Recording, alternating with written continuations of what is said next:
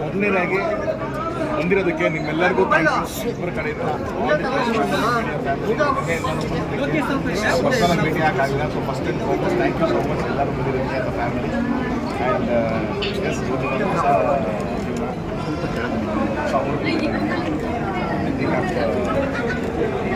What the best person ಅದೇನು ಹೇಳ್ತಾರಲ್ಲ best function ಕಾದಿದ್ದಕ್ಕೂ I think God is very kind. Sir ಇಡೀ industry ಅವರು ಮನೆ ಕುಟುಂಬದ ಒಂದು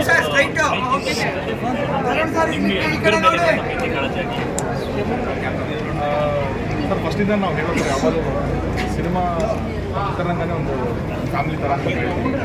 ಸೊ ಹಾಗೆ ಒಂದು ತಮ್ಮನ ಥರನೋ ಒಂದು ಮಗನ ಥರನೋ ಒಂದು ಫ್ರೆಂಡ್ ಥರನೋ ಎಲ್ಲ ಒಂದು ಎಮೋಷನ್ ಇಟ್ಕೊಂಡು ನಿನ್ನೆ ಬಂದು ನನಗೆ ಎಷ್ಟೋ ದಿನ ಪ್ಲೇಸ್ ಮಾಡೋದು ಇವತ್ತು ನೆನ್ನೆ ಆಗೋದು ಇವತ್ತೆಲ್ಲ ಬಂದು ನಮಗೆ ಮಿಸ್ ಮಾಡೋಗ್ತೇನೆ. ಸೊ ಅದು ಹೆಂಗೆ ಅಂತಂದರೆ ಒಂದು ಫ್ಯಾಮಿಲಿ ಫಂಕ್ಷನ್ ನಡೀತಾ ಇದೆ ಅನ್ನೋದೇ ಒಂದು ಫೀಲಿಂಗು. ನನಗೂ ಕೂಡ ಅದೇ ಥರದ ಮಾನ್ಯತೆ ಇದೆ ಆ್ಯಂಡ್ ಇಂಡಸ್ಟ್ರಿ ಕೂಡ ನನಗೆ ಎಲ್ಲರ ಜೊತೆ ಅಷ್ಟು ಆತ್ಮೀಯತೆ ಇರ್ತದೆ ನನಗೆ.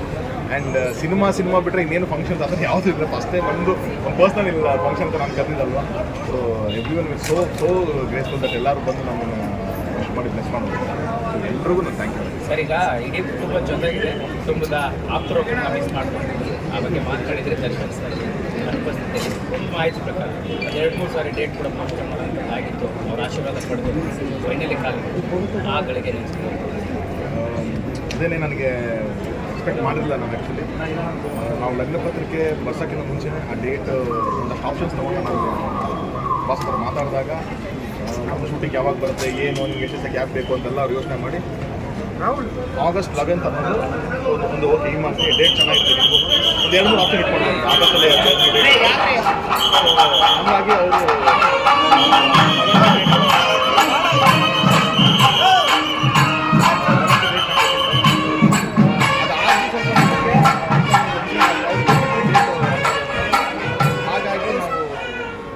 ತುಂಬ ಒಂಥರ ಡೈಲಾಗ್ ಮಾಡಿಬಿಟ್ಟು ಏನು ಯಾಕಿಂತ ನಾನು ನೋಡಿದೆ ನಮ್ಮ ತಾಯಿ ಬಿಟ್ಟರೆ ಪಾಸ್ ಹೆಚ್ಚು ಮದುವೆ ಮಾಡ್ತೀನಿ.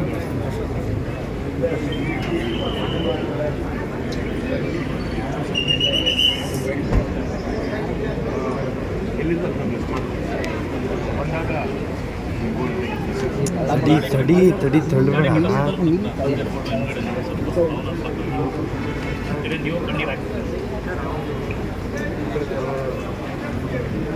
ಜೀವನದಲ್ಲಿ ತುಂಬ ಇಂಪಾರ್ಟೆಂಟ್ ಅನ್ಸ್ಗಳಲ್ವ ಇದೆಲ್ಲ. ಅವಾಗ ಅನಿಸುತ್ತೆ ಇದು ನಮ್ಮ ಜೀವನದ ಏಳಿಗೆಗಳನ್ನ ನಮ್ಮ ಪೇರೆಂಟ್ಸ್ ನೋಡಬೇಕು, ಆಕೆಯರು ಜೊತೆಗಿರಬೇಕು ಆ ಟೈಮಲ್ಲಿ.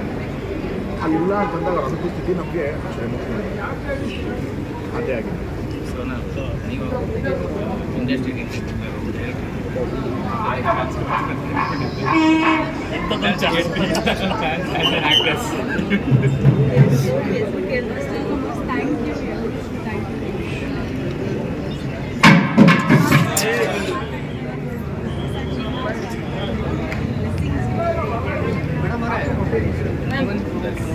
ಸರ್ ವಯಸ್ಸು ಹೆಸರು ಅವರು ನಮ್ಮ ಲೈಫಲ್ಲಿ ಒಂದು ತುಂಬ ಅಂದರೆ ತುಂಬ ಇಂಪಾರ್ಟೆಂಟ್.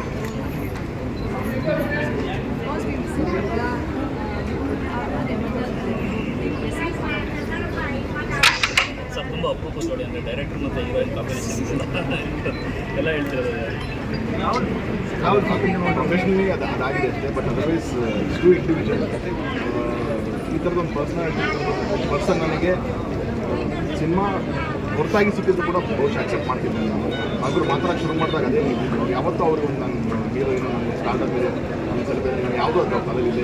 ನನಗೂ ಅಷ್ಟೇ ಇಬ್ಬರು ಮಾತಾಡಬೇಕಾದ್ರೆ ಮ್ಯಾರೇಜ್ ಅಂತಲೇ ತಲೆ ಇಟ್ಕೊಂಡು ಮಾತುಕತೆ ಅಂದರೆ ನಿಮ್ಮದೊಂದು ಪ್ರಪೋಸಲ್ ನನಗೆ ಒಂದು ಅರೇಂಜ್ ಮ್ಯಾರೇಜ್ ಪ್ರಪೋಸಲ್ ಬಂದಿರೋ ಬಹುಶಃ ಒಪ್ಕೊಂಡ್ಬಿಡ್ತಿದ್ದೆ ನಾನು ಈ ಥರದೊಂದು ವ್ಯಕ್ತಿಗೆ.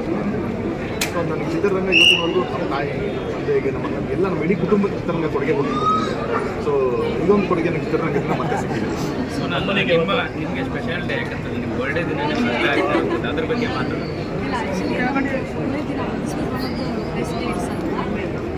ಬರ್ಡೇ ದಿನ ಅಂತ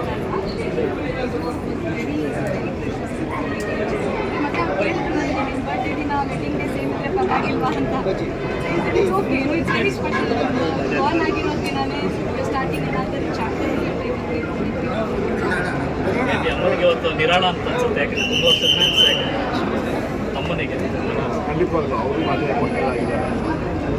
ನನಗೆ ಅದೇ ಅವರ ಇದ್ದಂಥ ಆಸೆ ಅವ್ರು ಯಾವತ್ತೂ ನಾನು ಮನೆ ಮಾಡೋದು ಅಥವಾ ಇನ್ನೊಂದು ನಮ್ಮ ಮಕ್ಕಳಿಗೆ ಅದು ಕೇಳೇ ಇಲ್ಲ ಅವ್ರು ಯಾವತ್ತು ಒಂದೇನೆ ಇದು ಮಾಡ್ಕೋಬೇಕು ಅಂತ.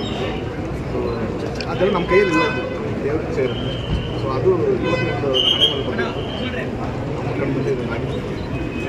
Thank you sir. Thank you. ಮತ್ತೆ ಒಂದು ಸೆಕೆಂಡ್ ಪ್ಲೀಸ್ ಎಲ್ಲ ಊಟ ಮಾಡ್ಕೊಂಡು ಹೋಗಿ. ಜೊತೆಗೆ happy birthday. Thank you so much. Sir